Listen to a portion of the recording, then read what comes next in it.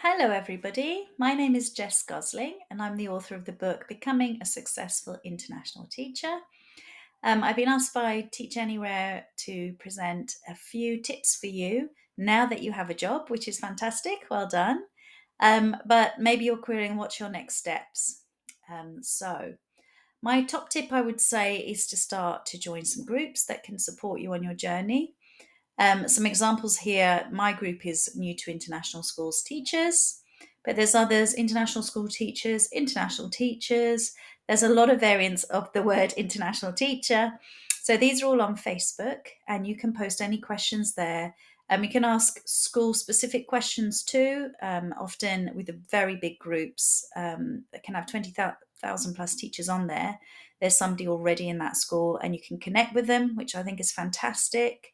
Um, so you can start developing your base already. You can start to connect with people, even through things like internations as well, who are already in the country you're going to move to. So I would really suggest that.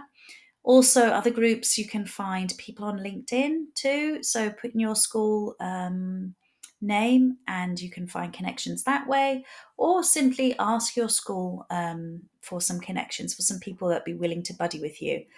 A lot of schools already offer buddies, which is fantastic. Yeah, use your buddies, ask lots of questions at this stage before you move abroad. Okay.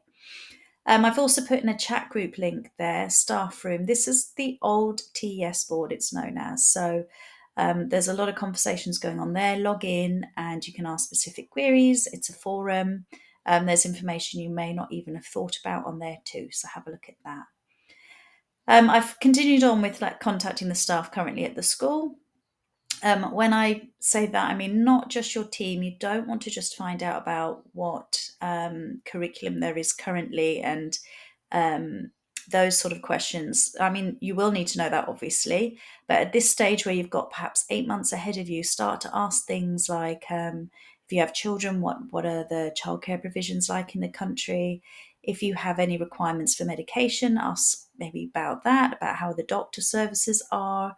Um, if you're like me, contact lenses, are you able to buy them out there? So try to have a buddy that perhaps isn't in your team as well, but is more suited to your demographic, especially if you're a parent. Sort out your banking, direct debits, especially. I know you can do this once you're online, but it's quicker and easier to try and deal with these before you go.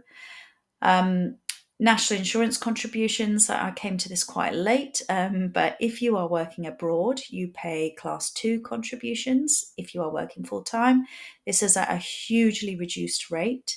If you do think you might come back at some point and have a pension, or even if you think you don't, um, I would keep paying your national insurance. Of course, it's totally up to you.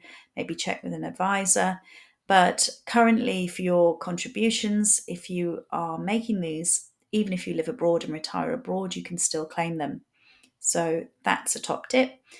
Tax, alert the tax office. So then come April, they know you're not working from, August through to that time. And you should have money rebated. You should have your P45 already if you've stopped working, or you will do.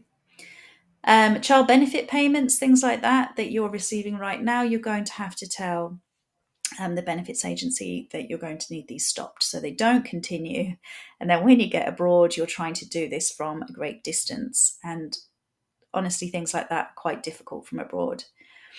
And your dentist and your doctor, you might want to do a visit just before you go. If you think you're not going to be long term abroad, especially, you want to try and keep your dentist. So I would recommend that you go before and visit the dentist, try to keep on their books. And then I would set up ways to stay in contact with your friends and relatives now. Don't wait till you go abroad. Find out, do they use WhatsApp? Do they like Facebook? Do they like Twitter? And get your connections now before you first arrive. That can be a bit of a lonely time. So having just connections there immediately to have a chat to when you arrive is brilliant. And for those moving to a second placement and also new teachers, you want to think about whether you're going to ship or not. Do you want to bring a lot of furniture abroad with you and personal items, as in buying a container? If you do, then you need to sort that out very early, months and months in advance. So start getting facts and figures together and some quotes. Don't leave it to the last minute. Or you may decide you don't want to ship. Then, in that case, you perhaps want to check your airline and see how many bags you can bring with you. That's all my top tips for now. There are many, many more in my book, but I would say those are the most important five. Best of luck, guys, and well done. Congratulations. And you see, I've got my Facebook page on there, I've got my website, and you can tweet me and please do connect. I'm really happy to help anyone. Okay, take care. Bye.